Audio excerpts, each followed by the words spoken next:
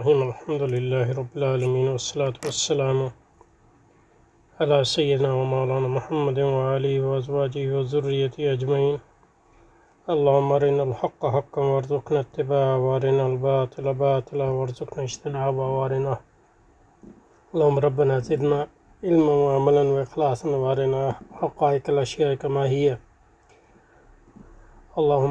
اللهم انصر أولياءك في غزة اللهم فرج عنا وعن إخواننا في غزة نفس كربنا وكربهم وثبت أقدامنا وأقدامهم والطف بنا وبهم يا أرحم الراحمين وصل وسلم على محمد وآله وصحبه أجمعين برحمتك يا أرحم الراحمين۔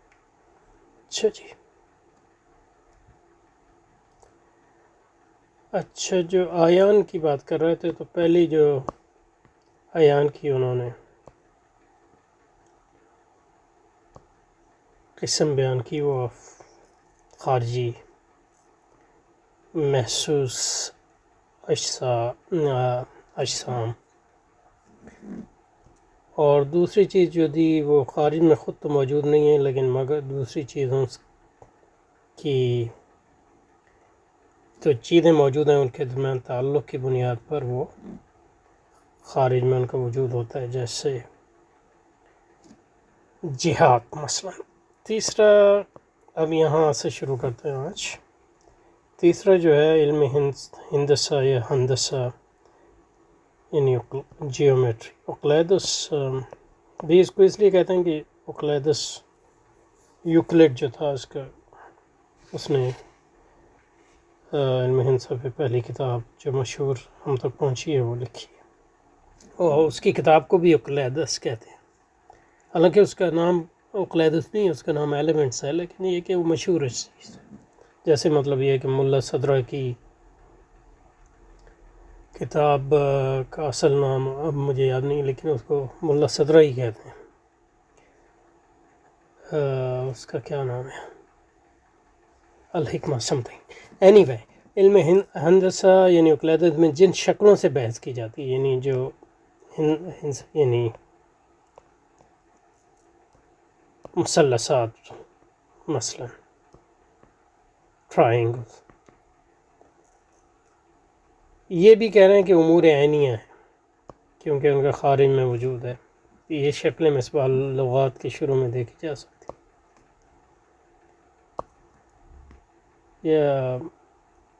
لیکن یہ بھی ایک خاص فلسفیانہ نقطہ نظر کا اظہار یہاں کر رہے ہیں، کیونکہ اس پہ بہت بحث ہے فلسفیوں کے درمیان کہ جو شکلیں ہیں وہ ان کا خارج میں وجود ہے کہ نہیں، کیونکہ حقیقت یہ ہے کہ جو اقلیدس کی جو تعریفیں ہیں ان کے مطابق جو ہے کوئی ان پہ 100% کسی بھی شکل پہ صادق نہیں آتے، اس لیے بہت سے فلسفی بھی اور ریاضی دان بھی کہتے ہیں کہ یہ جو شکلیں ہیں وہ ایبسٹریکٹ چیزیں ہیں اور ان کا خارج میں کوئی وجود نہیں،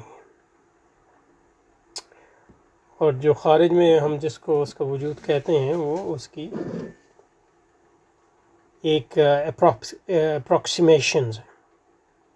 تو مطلب یہ ہے کہ حقیقی ٹرائنگل جو ہے وہ خارج میں موجود نہیں ہے۔ دوسرے ہیں جو مطلب یہ ہے کہ تو اس میں جو ریاضی دان ہیں ان کے دو ہمیشہ جو ہے ان میں ریاضی دانوں میں بھی اور فلسفے میں دو گروہ ہیں۔ فلسفے میں جو دو گروہ ہیں اس کی وجہ سے جو ہے پھر علم کلام میں بھی وہ دو گروہ بن جاتے ہیں، کیونکہ اب انہی اشکال کے بارے میں ایک ریاضی دان جو امپیریسسٹ ہیں، تجربی ریاضی، دوسرے جو ہیں ریشنلسٹ ہیں،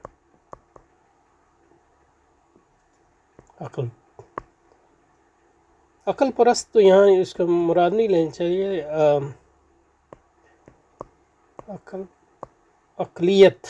عقلیت کے علمبردار، اس کا مقصد یہ ہے کہ یہ جو عقلیت والے ہیں ریشنلسٹ ہیں وہ کہتے ہیں کہ جو ایبسٹریکٹ اشکال ہیں ان کا عالم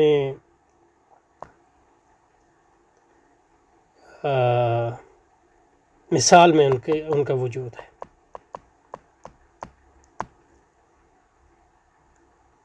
عالم مادی میں اس کا وجود نہیں، اور عالم مادی میں جو چیزیں ہیں ان کی صرف ان کی اپروکسیمیشن ہے، یعنی یہ ان کی ایک اپروکسیمیشن کو اردو میں کیا کہتے ہیں، یعنی ایک تمثیل ہے، ناکافی تمثیل. اور تجربی فلسفی اس کے برعکس یہ کہتے ہیں کہ تجربی فلسفی بھی اور ریاضی دان بھی یہ کہتے ہیں کہ تجربی فلسفی بھی اور ریاضی دان بھی یہ کہتے ہیں کہ حقیقت میں کوئی عالم مثال کوئی چیز نہیں ہے، اور یہ جو مجرد چیزیں ان کا کوئی الگ وجود نہیں ہے، بلکہ یہ مجرد چیزیں ہم نے خود تجرید کی ہیں تجربے سے. اور یہ جو تجریدی تصورات ہیں اس طرح بنتے ہیں کہ مثلا یہ کہ آپ نے مختلف اشیاء دیکھیں، تو آپ نے سفید تکیہ دیکھا، سفید کتاب دیکھی، اور سفید دیوار دیکھی، اور سفید پہاڑ دیکھا، تو آپ نے جو ہے اس میں تجویز کی کہ تکیے میں سے ہر چیز کو الگ کر دیا مجھے، اور صرف سفیدی پہ غور کیا، اور اس میں سفیدی پہ غور کیا، اس پہ سفیدی. تو اس تجرد کے نتیجے میں آپ ایک تصور پر پہنچے جس کو آپ نے کہا سفیدی. لیکن اس سفیدی کا خارج میں کوئی وجود نہیں ہے، عالم مثال میں کوئی وجود نہیں ہے یہ، اور خارج میں بھی ایسا کہ موجود نہیں ہے، کیونکہ ہم نے چیزوں سے اس کو تجرید کیا. تو جو تصورات بنتے ہیں مجرد تصورات، وہ تجرید کے نتیجے میں بنتے ہیں، ان کا عالم مثال میں ایس سچ کوئی وجود نہیں ہے. اس کے علاوہ بھی بیچ کی آراء بھی ہیں، لیکن تو مسلمانوں کے ہاں بھی مثلا یہ کہ جو اشعری اور ماتریدی ہیں وہ زیادہ تر ریشنلسٹ ہیں ان معاملہ میں، اور جو مطلب حنبلی ہیں جیسے ابن تیمیہ وغیرہ وہ، یا مطلب شافیوں میں جو سیوطی ہیں وہ اس معاملے میں ابن تیمیہ کے ساتھ ہیں، وہ بھی میرا خیال ہے کہ تجربی ہیں، کیونکہ وہ بھی علم کلام وغیرہ یعنی ریشنلسٹ علم کلام وغیرہ کو پسند نہیں کرتے تھے، اور نہ ریشنلسٹ منطق کو وہ پسند کرتے تھے. اس لیے مطلب سیوطی نے ابن تیمیہ کی جو نقد المنطق ہے اس کی، اور وہ نقد المنطق نہیں ہے، مطلب وہ نقد المنطق الرستاطیلیسی ہے، اور وہ اثبات المنطق التجربی، اس کی جو ہے اختصار کی ہے سیوطی نے، وغیرہ وغیرہ. تو یہ کہنا چاہتا. اچھا جی، تو چوتھی مثال کیا ہے؟ دائرے، جس سے علم حیات میں بحث کی جاتی. دائرے کو علم ہندسہ میں بھی بحث کی جاتی ہے، صرف علم حیات میں تو نہیں. لگتا ہے حضرت نے جو ہے ریاضی زیادہ پڑھی نہیں. تمام عادات سے ایک غیر متناہی حد تک سب امور واقع ہیں، ایک سے غیر متناہی انفینٹی. ان عادات سے علم حساب میں بحث کی جاتی. لیکن یہ بھی ایک رائے ہے اس پہ بہت بحث ہے کہ نمبرز جو ہیں یعنی اعداد جو ہیں وہ خارج میں ان کا وجود ہے کہ نہیں، اور عالم مثال میں اس کا وجود ہے کہ نہیں. یہ تو اس میں بھی تجربی اور وہ ریشنلسٹ کے درمیان وہ آپ کو فرق مل جائے گا. مثلا رسل وغیرہ کے ہاں دیکھیں تو رسل جو ہے اس معاملے میں حالانکہ وہ امپیریسسٹ ہے جنرلی، لیکن وہ پلیٹو کی افلاطون کے ساتھ دیتا ہے اس معاملے میں، اور وہ سمجھتے ہیں کہ نمبر وغیرہ جو ہیں یہ عالم مثال میں ان کا وجود ہے. جبکہ تجربی کہتے ہیں نہیں نمبر جو ہیں ہم تجرید سے، یعنی تجربے میں تجرد کے ذریعے جس طرح جو ہے آپ سفید رنگ حاصل کرتے ہیں اس طرح جو ہے آپ عدد بھی تک پہنچتے ہیں. اچھا، تو یہ آیان کی مثالیں تھیں، لیکن اصل تو تعریف کی تشریح کر رہے تھے، اسی ضمن میں جو ہے آیان پہ بحث آئی، تو پچھلی تعریف کی طرف پیچھے چلتے ہیں. یہ کہہ رہے ہیں حکمت کی پہلی تعریف. تو یہ جو ہے اس کو حکمت کہہ رہے ہیں، اور میرے خیال میں تو اس کو حکمت بالکل نہیں کہنا چاہیے، لیکن میں اس پہ زیادہ بحث نہیں کروں گا. اس کا فلسفہ کہہ سکتے ہیں، یا حکمت شیطانی کہہ سکتے ہیں، یا حکمت یونانی. نہیں، اس میں ہر چیز شیطانی نہیں ہے، لیکن ہے وہ حکمت شیطانی، کیونکہ وہی سے. اور لیکن جو ارسطو اس کو کہتا ہے وہ اونٹولوجی، وجودیات. تو وجودیات کو انہوں نے جو ہے، اور اس کو جو ہے وجودیات، فرسٹ فلسفی اور الہیات، یہ تین اس کے نام ہیں. اور یہ تینوں جو ہے گو کہ ان کی تعریفیں مختلف ہیں، لیکن ارسطو ان تینوں میں پھر ایک تطابق پیدا کرتا ہے. بہرحال علم باحوال اعیان الموجودات، موجودات کے جو اعیان ہیں ان کا علم، یعنی موجودات عینیہ کا علم، جو موجودات جو ہیں خارج میں موجود ہیں ان کا علم. علی ما ہی علیہ فی نفس الامر، جیسے کہ ہیں وہ حقیقت میں، نہ کہ جیسے وہ دکھتی ہیں ہمیں، بقدر طاقت تو یعنی طاقت بشری کے مطابق. تو اس علم کے ڈیولپمنٹ میں وہی شامل نہیں، صرف عقل محض. اب کتنی یعنی عقل محض کی بنیاد پہ آدمی جو ہے چیزیں کر سکتا ہے، یہ ایک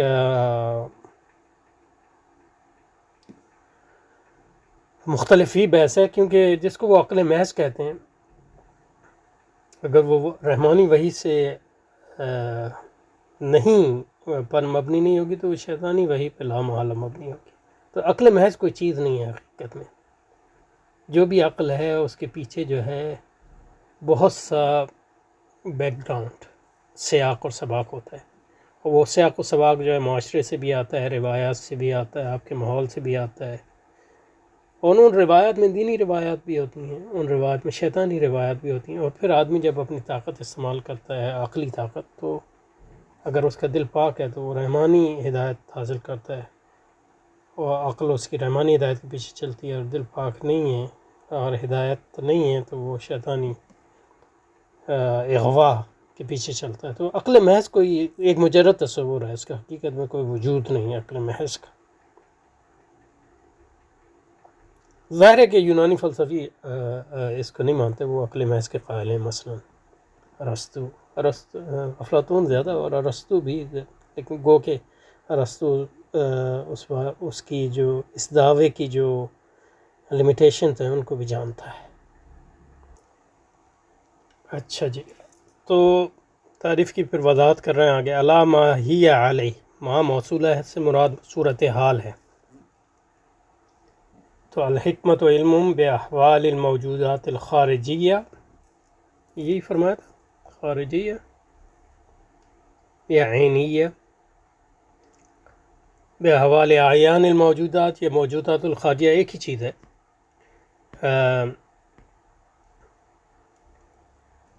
علی ما ہی، تو ما جو ہے لوٹ رہا ہے. ما سے مراد جو ہے، موصولہ سے مراد صورت حال ہے، یعنی ما، اور ہیہ کا مرجع احوال ہے. الحکمت و علم باحوال الموجودات الخارجیہ علی ما ہی علیہ.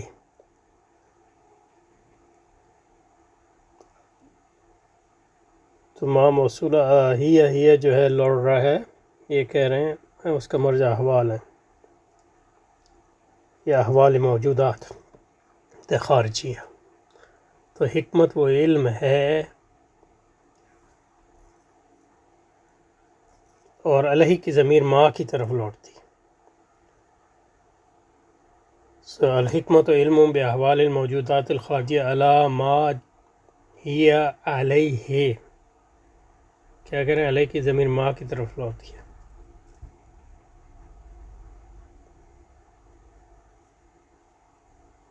یعنی ما موصول اور صلہ مل کے جو ہے یہ سارے لوٹیں گے باحوال الموجودات کی طرف. علی ما ہی علیہ کی ضمیر ما کی طرف، اور نفس الامر سے مراد واقع ہے.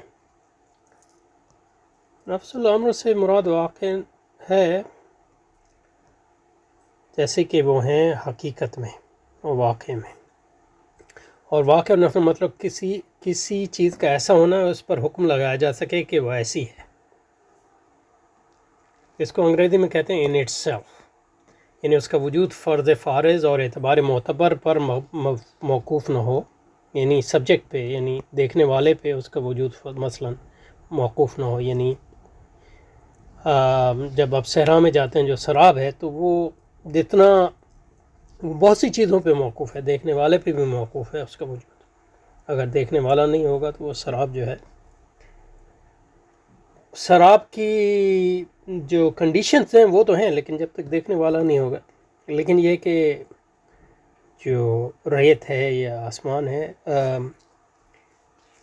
اگر آپ ریئلسٹ ہیں تو آپ یہ کہیں گے کہ وہ فی الواقع موجود ہیں، تو یعنی دیکھنے والے کی دیکھنے پر موقوف نہیں ہے تو اس چیز کو، تو بلکہ اگر فرض و اعتبار سے قطع نظر تو وہ چیز موجود ہے. تو اب علامہ ہی فی نفس کا حاصل ہے نفس الامری احوال، کیونکہ فرضی اور غیر واقعی احوال جانا حکمت نہیں. یہ تو نہیں کہ وہ حکمت نہیں ہے، لیکن یہ کہ کیونکہ حکمت کا مقصد جو ہے حقیقت کا جاننا ہے، تو اس لیے اس کی تعریف بھی اس لحاظ سے کی ہے. لیکن جو فرضی اور غیر واقعی احوال کو جاننا حکمت کا حصہ ہو سکتا ہے، کیونکہ یہ ہو سکتا ہے کہ حقیقت نفس الامری میں جو چیز ہے اس کا جاننا جو ہے اس کے فرضی اور واقعی احوال کے جاننے پر موقوف ہو. فار ایگزامپل مثلا تو کیا ہے، تو جو حکمت کی پہلی تعریف وہ ہے کہ حکمت وہ چیز ہے، حکمت علم ہے موجودات خارجیہ کے احوال کا مطلب یہ ہے کہ ان کی صفات اور ان میں جو تغیرات ہے وغیرہ احوال. تو حکمت وہ علم ہے جو موجودات خارجیہ کے احوال کو جاننے کی کوشش کرتا ہے اس طور کہ جیسی کہ وہ ہیں نفس الامر میں یا حقیقت میں. تو چیزوں موجودات خارجیہ کے احوال کو جاننے کی کوشش کرتا ہے وہیں تو جس طرح کہ وہ ہیں حقیقت الامر میں. تو مثلا یہ ہے کہ مثلا کانٹ کے ہاں جو ہے یا دوسرے فلسفیوں کے ہاں بھی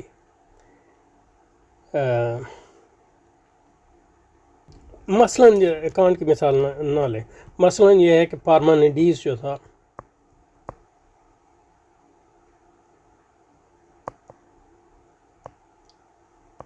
افلاطون کا استاد، یا زینو جو پارمینیڈیز کا شاگرد تھا،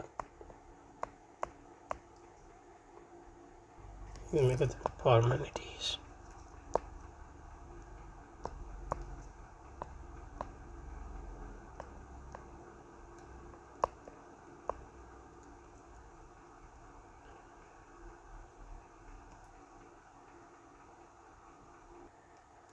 یہ جو ہے افلاطون کا استاد، ان معلوم تھا کہ افلاطون جو ہے اس کے خیالات کا جو ہے ماننے والا تھا. ایکچولی اس نے اس افلاطون، میرا خیال ہے افلاطون سے اس کی ملاقات بھی نہیں ہوئی ہوگی کیونکہ وہ ذرا اس کا زمانہ پہلے کا ہے. لیکن یہ کہ افلاطون اس کے خیالات کا جو ہے ماننے والا تھا پارمینیڈیز. اور پارمینیڈیز کہتا تھا مثلا یہ کہ حرکت جو ہے وہ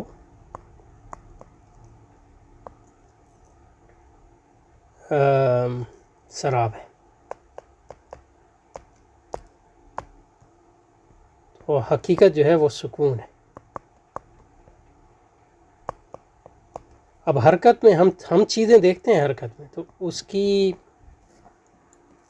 توجیہ بیان کرے گا وہ. تو اور زینو جو اس کا شاگرد تھا وہ اس کے لیے عقلی دلائل پیش کرتا ہے حرکت کے ناممکن ہونے کے لیے، حالانکہ ہم دیکھتے ہیں کہ حرکت ہے، تو اس کا مطلب ہے یہ سراب ہے. کیونکہ عقلی طور پہ حرکت جو ہے ممکن نہیں ہے، لیکن ہم دیکھتے ہیں کہ چیزیں حرکت میں ہیں، تو اس کا مطلب یہ کہ یہ حقیقت نہیں ہے سراپ۔ تو اس کا مطلب ہے چیزیں جب حرکت میں ہیں تو اس حرکت کا تعلق جو ہے علم حکمت سے ان معنوں میں نہیں ہے۔ تو حکمت کا تقاضا یہ ہے، یا فلسفے کا تقاضا یہ ہے کہ آپ حرکت جو ظاہر ہے اس کے پیچھے جا کے حقیقت کو دیکھیں، اور حقیقت کیا ہے؟ سکون، اور اس کی تعویل اور تشریح کریں۔ پھر مطلب یہ ہے کہ بتائیں حرکت کیوں ہے، پھر اگر حرکت حقیقت نہیں ہے تو کیوں ہمیں نظر آتی ہے، وغیرہ وغیرہ، اور یہ کس طرح معلوم ہوا کہ چیزیں سکون میں ہیں، اس کے دلائل کیا ہیں۔ تو یہ مثال ایک اچھی مثال۔ تو جب ہم پارمینیڈیز کے نقطہ نظر سے دیکھیں گے تو نفس الامر جو ہے وہ سکون اور رکود ہے۔ اس کے برعکس جو ہے ایک دوسرا فلسفی جو پارمینیڈیز کے ساتھ ساتھ وہ بڑا اہم ہے، افلاطون کے ریبی ہے، اس کا نام ہے ہیراکلیٹس۔ اور ہیراکلیٹس کہتا ہے کہ سکون جو ہے وہ سراب ہے، اور حرکت جو ہے وہ حقیقت ہے۔ تو اگر آپ ہیراکلیٹس کے ماننے والے ہیں تو جو چیزوں کو سکون میں ہیں وہ حقیقت نہیں ہے، حقیقت حرکت ہے۔ تو جو چیزیں سکون میں ہیں تو وہ ہمیں آپ کو ثابت کرنا ہوگا کہ وہ سراب ہے، اور اس کے پیچھے جو حرکت ہے اس کو دیکھنا ہوگا، اور کیوں ہمیں جو ہے چیزیں سکون میں نظر آتی ہیں جبکہ وہ حقیقت اور نفس الامر میں سکون نہیں ہے۔ اور افلاطون جو ہے وہ بنیادی طور پہ گو کے پارمینیڈیز کا ڈسائپل یا مرید تھا، لیکن وہ ہیراکلیٹس کے افکار سے بھی متاثر تھا۔ تو جو افلاطون کوشش کرتا ہے کہ وہ ان دونوں کے خیالات کو ملائے، تاکہ یہ ثابت کرے کہ پارمینیڈیز کا یہ بنیادی خیال کہ ہر چیز سکون میں ہے وہ ٹھیک ہے، لیکن ہیراکلیٹس بھی درست ہے کیونکہ حرکت ہے۔ تو یہ کس طرح دونوں درست ہیں؟ وہ اس طرح کہ جو پارمینیڈیز کے خیالات ہیں اس کا تعلق جو ہے عالم مثال سے، عالم عینی سے نہیں ہے، اور ہیراکلیٹس کے خیالات کا تعلق عالم عینی یا عالم خارجی سے۔ اور پھر وہ کہتا ہے کہ حقیقی عالم عالم مثال ہے، اور عالم جو حصی یا عالم خارجی جو ہے یہ عالم مثال کا ایک سایہ ہے، اور فلسفی وہ ہے جو عالم مثال کو دیکھ سکتا ہے، یعنی محسوس اور مادے کے پیچھے جو ہے عالم مثال جو ہے اس کو دیکھ سکتا ہے۔ اور یہ عالم مثال جو ہے وہ ساکن ہے اور ازلی اور ابدی ہے، اور اس عالم مثال کے مشاہدے کے نتیجے میں جو ہے اصل حکمت بنتی ہے۔ تو یہ اس کی ایک مثال آپ کو میں نے دے دی، گو کہ اس مثال کے نتیجے میں پھر گو کہ اگر ہم افلاطون کو دیکھیں تو پھر اس تعریف کے نتیجے میں جو ہے افلاطون حکیم نہیں ہوگا، کیونکہ وہ آیان خارجیہ کی بات نہیں کرتا، الا کہ یہ کہ ہم کہیں کہ عالم مثال بھی خارج ہے، ہاں اس لحاظ سے ہم اس کو آیان خارجیہ کہیں، تو وہ پھر مطلب یہ ہے کہ آیان کا جو ہے، عین کا جو مطلب ہے وہ بدلنا پڑے گا۔ بہرحال تو یہاں پہ رکتے ہیں انشاءاللہ۔ السلام علیکم۔